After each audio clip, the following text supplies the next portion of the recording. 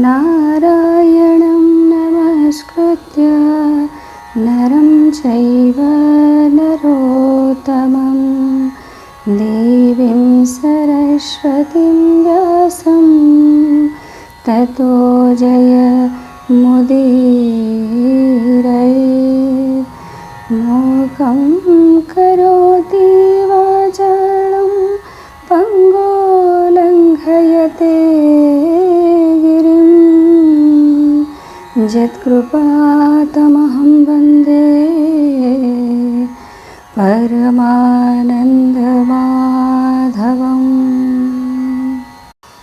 पौष मास कृष्ण पक्ष सफला एकादशी महात्म्य। युधिष्ठिर उवाच विनये पण्डुरसन्तति वासुदेवंको पचारन्ति ए पौष कृष्ण एकादशी कहिबा श्रीकृष्ण विशेषी एहार किस नाम ध्येय केउ विधिरे विधेय। श्रीकृष्ण उवाच कृष्ण कहन्ति पण्डुसूत हे मोर अत्यंत गुप्त प्रीति हेतुरु सुप्रकाश करिबा जे अबा विशेष दक्षिणा विशेषर व्रत से यज्ञ दानादि सुकृत जे अबा तीर्थ व्रत मान केहि नुहन्ति ए समान ए मोर यथा तुष्टिकर से रूपे नाही आउ पर रूपे जे गीत भागवत कार्तिक व्रत जेबा भक्त तहु अधिक ए जे व्रत जानिए मोर पंचभूत पंचपवन प्राण सम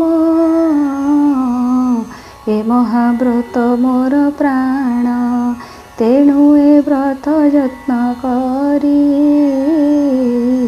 करिले सर्व नर नारी ए पौष मास एकादशी महात्म गुण से विशेषी एबे एकादशी कर भेदन कर युधिष्ठिर लोकमानंक हित पाई ए कृष्ण दीक्षा कहिबाई पौषर कृष्ण एकादशी नामे सफला करि भासी एथिरे देवी नारायण अधिदेवता करि जान যত্ন রে তাঙ্কু পূজা কর নানা নৈবেদ্য যুধিষ্ঠির যে রূপে সে সদা গহীশ গরুড় পক্ষীঙ্কধীশ যথা দেবরে নারায়ণ দ্বাপরে মধ্যরে ব্রাহ্মণ नदींक मध्ये गंगा पर व्रतंक मध्ये ईश्वर से जन माने पूज्य मोर जे एकादशी रे तत्पर शुण सफल विधि राजा फल मान रे जही पूजा जंबिल मुग नारिकेल डालिंब बीज पुर फल आंब लवंग जाति फल अन्य जे विशुद्ध मधुर फले पूजिब नारायणी ଦୀପ ସୁରଭି ଧୂପ ଦାନି ଜାଗର ଦେଇ ଉଜାଗର ହୋଇବ ଦେବତାଗର ଅରୁଣ ଉଦୟ ଅବଧି ଯେ କରେ ଉଜାଗର ବିଧି ଏକାଗ୍ର ମନରେ ତାହାର ପୁଣ୍ୟ କହିବା ଯୁଧିଷ୍ଠିର ଯଜ୍ଞ ଯେ ପୁଣ୍ୟ ସମାନ ହେ ଗଙ୍ଗାଦି ତୀର୍ଥ ଉଣା ହୁଏ ଏ ଲୋକ ପରଲୋକ ଦୁଇ ଜିଣି ଜ୍ୟୋତିଷ୍ମତି ହୋଇ 500 ବର୍ଷ କାଳ ତପସ୍ୟା କରି ଯେତେ ଫଳ ସଫଳା ଦିନେ ଉଜାଗର ହୋଇ ସେ ଫଳ ପାଏ ନର କହିବା ଅପନିନାୟକ ଶୁଣ ସଫଳ କଥା ଏକ ଅଛଇ ଚମ୍ପାବତୀ ନାମ ଏକହି ପୁର ସୁସମ୍ପନ୍ନ ତହିଁରେ ରାଜା ମାହିଷ୍ମତ ତାଙ୍କର ହେଲେ 4 ସୁତ ଏକ ଏକରେ ବଳିଆର ଇଚ୍ଛା ଜିଣିବା 3 ପୁର ଏ 4 ଭାଇଙ୍କର ଜ୍ୟେଷ୍ଠ ଦୁଷ୍ଟ ଆଚାରେ ସୁଗରିଷ୍ଠ ନିର୍ଭୟ ପାପ କରିବାରେ ଅତି ତତ୍ପରେ ପରଦାରେ ବେଶ୍ୟା ସଙ୍ଗତେ ଅତିରତ ନିରତେ ପାନ 2 ମତ ପାପ ଆଚାରେ ପିତା ଧନ ବ୍ୟୟ ସେ କଲା ପୁନ ବ୍ରାହ୍ମଣ ବୈଷ୍ଣବ ନିନ୍ଦଇ ନିତ୍ୟ ସତ୍ୟ ବୃତ୍ତି ଥାଇ ଇଦୃଶ କରିଣ ପୁତ୍ରକୁ ଦେଖି ଶୁଣି କୋପେ ତାକୁ ଲମ୍ପକ ନାମା କରି ତାତ ରାଜ୍ୟରୁ କଲେ ନିଷ୍କାସିତ ବନ୍ଧୁ ବାନ୍ଧବ ପ୍ରଜାମାନେ ଭୟରେ ନ ରଖିଲେ ସ୍ଥାନେ କଦାପି ସ୍ୱାଭାବିକ ଗୁଣ ଦଣ୍ଡ ମଣ୍ଡରେ ନୁହେଁ ଆନ ଦେଖନ୍ତି ସେହି ଗୁଣ ପରେ ଲମ୍ପକ ବିଚାରିଲା ଥରେ କଲି ମୁଁ ବହୁତ କୁକର୍ମ ପିତାଦିଙ୍କର କି ଧର୍ମ ନ ଦେଲେ ଖାଇବାକୁ ମତେ ରାଜ୍ୟରୁ ନିଷ୍କାସି ସମସ୍ତେ ଏତେ ବିଚାରି ସେ ପାପିଷ୍ଠ ପୁଣି ପାପରେ ପ୍ରବିଷ୍ଟ ସିଦ୍ଧାନ୍ତ କଲା ବନେ ଥିବି ପିତାର ରାଜ୍ୟ ପୁନ ଯିବି ଏତେ ବିଚାରି ସେ ଲମ୍ବକ ଗଲା ଗହନ ବନ ଏକ ତହିଁରେ ବହୁ ଜୀବ ମାରି ପିତାଙ୍କ ରାଜ୍ୟ ଚୋରି କରି କଲା ସେ ବୃତ୍ତି ନିରନ୍ତର ନୋହିଲା ନିବୃତ୍ତି ଅନ୍ତର ଶୁଦ୍ଧ ମତିରେ ଧରି ଲୋକେ ନ ମାରି ଛାଡ଼ି ଦେଲେ ଶୋକେ ନିତ୍ୟ ଆମିଷେ ଥାନ୍ତି ରତ ଯେ ଅବାଚର୍ଯ୍ୟ ବୈଶାରଦ ଏ ସର୍ବଜନ୍ମାନ୍ତର ପାପ ହେତୁରୁ ହୋଇଲା ହେ ରୂପ ଅତି ଦୁରନ୍ତ ପାପ ଭୋଗ କହନ୍ତେ ଫଳ ହେଲା ଭୋଗ କରିବି କିମ୍ପା ଜୀବଘାତ ଯହୁଁ ନ ରଖେ ହୁଏ ପାତ ଏବନେ ଏତେ ଫଳ ଅଛି ଖାଇବି ମୋ ମନକୁ ବାଛି କିମ୍ପା କରିବି ଘରେ ଚୋରି ଦୁଃଖ ପାଇବି ଅର୍ଜି କରି ବୈଶ୍ୟାକୁ ଧନ ଦେଲି କେତେ ତାହା ନ ଦେଲି ସାଧୁ ହସ୍ତେ ଦେଖ ଏ ପାପ ପୁଣ୍ୟ ଗତି ବଦଳି ଗଲା ସେହି ମତି, ଏ ରୂପେ ପାପ ପୁଣ୍ୟ ଗତି। ଶୁଣି ବିସ୍ମିତ ନରପତି, ପୁଣି କୃଷ୍ଣଙ୍କୁ ପଚାରିଲେ, ଲମ୍ପକ କେଉଁ ବୃତ୍ତି କଲେ? କୃଷ୍ଣ କହିଲେ ପଣ୍ଡୁସୁତ, ଶୁଣ ସେ କଲେ ଋଷି ବୃତ୍ତ। ଆଶ୍ରମ ଅଶ୍ୱତତ୍ର ତଳେ, ରହି ବଞ୍ଚିଲେ ଫଳମୂଳେ। ଏହି ଆଶ୍ରମେ ଥାଇ ତାର, କ୍ରମରେ ଗଲା କେତେ କାଳ। ପୁଷ ଆଗତ ଦଶମୀରେ, ଲମ୍ବକ ଅତି ଶୀତ ଡରେ। ନ ଖାଇ ରହିଲା କନିଶି, ରାତ୍ର ପାହିଲା ଏକାଦଶୀ। ପ୍ରାତଃ କାଳର ସ୍ନାନ କଲା, ତତ୍କାଳ ସାରି ବିଚାରିଲା। ଆଣିଲା କିଛି ଫଳମୂଳ, ଆଶ୍ରମେ ରହିଲା ସକାଳ। ଖାଇବ ବୋଲି ଆପେ ବାଢ଼ି, ଆପଣା ଘର ମନେ ପଡ଼ି। ଜାତ ହେବାରୁ ଅତି ଦୁଃଖ, ହେଲା ସେ ଆତ୍ମାରେ ବିମୁଖ। ପ୍ରୟାସ ଦୁର୍ବଳାଚାରୀର, ତହିଁରେ ଚିନ୍ତା ଅତି ଘୋର। ପୁଷ ମାସରେ ହିମ ପଡ଼ି, ଗଲା ଲମ୍ବକ ଅତି ସଢ଼ି।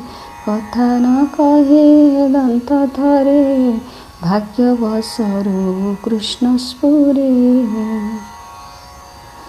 ଉଠି ନ ପାରେ ଦେହ ଥରେ, କୃଷ୍ଣ ଉଚ୍ଚାରେ ଅତି ଧୀରେ। ହେ ରୂପେ ବୋଲୁ ବୋଲୁ ଦୀନ, ଗଲା ପ୍ରବେଶ ହେଲା ମନ। ଅତି ଦୁର୍ବଳ ସେ ପ୍ରୟାସ, ତହିଁରେ ହେଲା ଉପବାସ। ଶୀତରେ ହେଲା ଥରହର, ଉଠି ନ ପାରି ହୁଏ ସ୍ଥିର। ଦୁଃଖ ବିଚାରି ମୃତ୍ୟୁ ସୁଖ, ମରିବି ନ ସହିବି ଦୁଃଖ। ଏତେ ବିଚାରି ଥର ଥର, ହୋଇ ଉଠିଲା ଦେଇ ଭାର। ବଳେ ଧଇଲା ଫଳମାନ, ବୋଇଲା ପ୍ରଭୁ ନାରାୟଣ। ଶୀତ ହୋଇଲା ଦୁଃଖ ନ ହଉ, ଅଥବା ଦୁଃଖ ଦୁଃଖ ଯାଉ। ହେମନ୍ତ ବୋଲି ଫଳମୂଳ, ରଖି ଅଶ୍ୱତ ବୃକ୍ଷ ମୂଳ। ଦୁଃଖରୁ କିଛି ନ ଖାଇଲା, ନ ଖାନ୍ତେ ନିଦ୍ରା ହିଁ ରହିଲା। ଭାତ କମ୍ପିତ ବୃକ୍ଷ ଡାଳୁ, ହିମ ଶିଖର ପଡ଼ିବାରୁ। ସୀତାଇ ଯାଏ ସେ ଲମ୍ବକ, କିଏ ବା ପଡ଼ନ୍ତି ମୃତକ। ମୃତକ ଭେଦ ଚାହିଁବାର, କରଇ ମନରେ ବିଚାର। କେତେ ଦୁଷ୍କୃତ କରିଥିଲି, ଏ ଘୋର ବନରେ ରହିଲି। ଛାଡ଼ିଲି ଚମ୍ପାବତୀପୁର, ଆପଣା ପିତା ମାତା ଘର। ଏକାକୀ ହୋଇ ଏଥି ରହି, ନ କଲେ ମୋରେ ଦୟା କେହି। ତାହାକୁ କି ପାଇଁ ବୋଲିବି, ଆପଣା କର୍ମକୁ ଗୁଞ୍ଜିବି। ଈଶ୍ୱର କର୍ମ ଦାତା, ରାଜଦଣ୍ଡରୁ ଦଣ୍ଡଦାତା।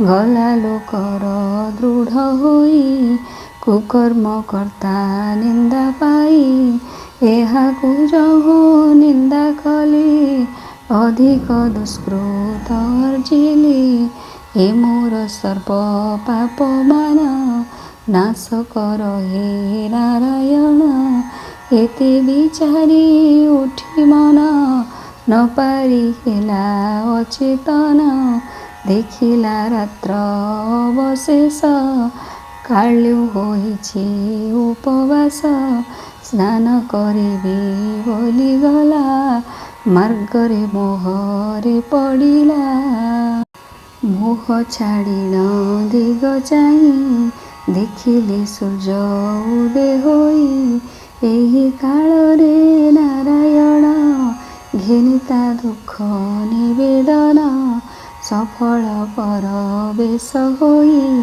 ମଣିଲେ ମହାବ୍ରତୀ ହୋଇ କଲା ଏ ସୁତା ଜାଗରଣ ଫଳମାନଙ୍କ ସମର୍ପଣ ମୋ ନାମ ପୁନ ଧରି ଯେଣୁ ସଫଳା ବ୍ରତ କରି ଏଣୁ ଏ କିଛି ଫଳ ପାଉ ଏହାର ଦୁର୍ଗତି ଯେ ଯାଉ ଏମନ୍ତ ବିଚାରନ୍ତେ ହରି ସର୍ବସମ୍ପଦ ଆଗ କରି ଲମ୍ବକ ରୂପେ ଚମତ୍କାର କଙ୍କଣ ବୀର ବଲ୍ଲିହାର ଏହି ସମୟେ ଖୋଜା ଖୋଜି ଭେଟିଲେ ଆତ୍ମମନ୍ତ୍ରୀ ରାଜେ ଦେଖି ସୁସ୍ନାନ କରାଇଲେ ପିତାଙ୍କ ହକରା କହିଲେ ଖୁଆଇ ମିଷ୍ଠ ଦ୍ରବ୍ୟମାନ ଦେଉ ଆତ୍ମୀୟ ଦିବ୍ୟଜାନ ଚାହିଁ ଅଶ୍ୱତ ତରୁ ରାଜା କରିଣ ମାନସିକ ପୂଜା ଗଲେ ସେ ଦିବ୍ୟଜାନ ଚଢ଼ି ବିଷ୍ଣୁଙ୍କ ବଚ ମନେ ପଡ଼ି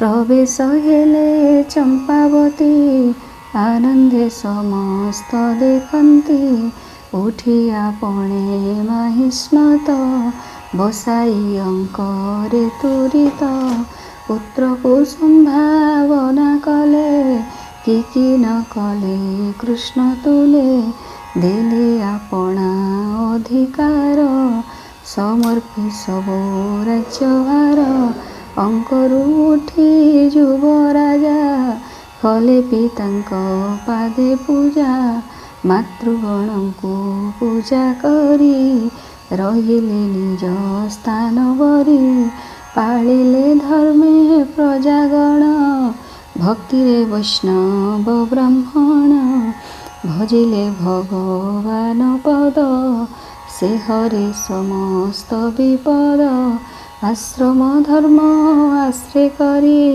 ମାଇଲେ ଶୁଦ୍ଧ ପୁତ୍ର ଚାରି ବିଷ୍ଣୁ ବୈଷ୍ଣବ ଦୃଢ଼ ଭକ୍ତି ଜାଣି ନୃପତି ହେଲେ ତୃପ୍ତି ହକାରି ପୁତ୍ରକୁ ଅଣାଇ ଦେଲେ ଚାମର ଛତ୍ର ଦୁଇ ଚମ୍ପାବତୀ କି ସମର୍ପିଲେ ରାଜତ୍ୱ କର ତୁ ବୋଇଲେ ଅମାତ୍ୟ ପୁରୋହିତ ମନ୍ତ୍ରୀ ଘେରି ପାଳ ତୁ ଏ ଧରିତ୍ରୀ ଏମନ୍ତେ ପୃଥ୍ୱୀ ପୁତ୍ରେ ଦେଇ ଗଲେ ନୃପତି ବନ ଭୂଇଁ ବନେ ଆଧ୍ୟାତ୍ମ ଜ୍ଞାନ ସାଧି ଧୈର୍ଯ୍ୟ କାମାଦି ରିପୁ ବ୍ୟାଧି ବିଷ୍ଣୁ ଲୋକକୁ ଗଲେ ରାଜା ଲମ୍ବକ ହେଲେ ପୃଥ୍ୱୀ ରାଜା ପାଳିଲେ ପୃଥ୍ୱୀ ପିତା ପରି ଅଧର୍ମ ପଥ ଦୂର କରି ବିଷ୍ଣୁ ବୈଷ୍ଣବ ଦ୍ୱିଜ ପୂଜା ନିରତେ ଚମ୍ପାବତୀ ରାଜା କଲେ ବିଧିରେ ମହାବ୍ରତ ବିଷ୍ଣୁ ବୈଷ୍ଣବେ ଅତି ଭକ୍ତ ହେଲେ ନୃପତି ମାନେ ବସ ନିର୍ମଳେ ପ୍ରସରିଲା ଯଶ 16,000 ସମ୍ବତ୍ସର ରାଜତ୍ୱ କଲେ ନୃପବର ଅନ୍ତେ ପାଇଲେ ସ୍ୱର୍ଗପୁର ପୁତ୍ରେ ହୋଇଲେ ରାଜେଶ୍ୱର କହନ୍ତି କୃଷ୍ଣ ଶୁଣ ରାଜା ସଫଳା ଏକାଦଶୀ ପୂଜା କରିବେ ଯେଉଁ ନର ନାରୀ, ଏଥିରେ ରାଜ୍ୟ ଭୋଗ କରି ଅନ୍ତେ ପାଇବେ ସ୍ୱର୍ଗପୁର। ଏହା ନିଶ୍ଚୟ ଯୁଧିଷ୍ଠିର, ସେ ଧନ୍ୟକୃତ ପୁଣ୍ୟ ଜାଣ, କଲେ ସେ ସକଳ ସେବନ। ସଫଳା ଏକାଦଶ ବ୍ରତ, କରେ ଯେ ହୋଇ ବିଧିବନ୍ତ, ନାହିଁ ତହିଁରୁ ଭାଗ୍ୟବନ୍ତ, ଯାହାର ଜନ୍ମ ଫଳବନ୍ତ। ଆଉ ସୁଫଳା ଉପୋଷଣ, କରେ ଯେ ତା ବିଧି ଶ୍ରବଣ, ସେବା ଜପେୟ ଫଳ ପାଇ, ଦେବଙ୍କ ସଙ୍ଗେ ବସେ ଯାଇ। ଶୁଣିଏ କୃଷ୍ଣର ପ୍ରଭାବ, ଆନନ୍ଦେ ଯୁଧିଷ୍ଠିର ଦେବ, କୃଷ୍ଣଙ୍କୁ ସମ୍ଭାବନା କରି, ପ୍ରବର୍ତ୍ତେ ଶୁକ୍ଲାକୁ ପଚାରି। ଇତି ଶ୍ରୀ ଭବିଷ୍ୟପୁରାଣେ ପୌଷକୃଷ୍ଣ ସଫଳା ନାମେ ଏକାଦଶୀ ମାହାତ୍ମ୍ୟम्।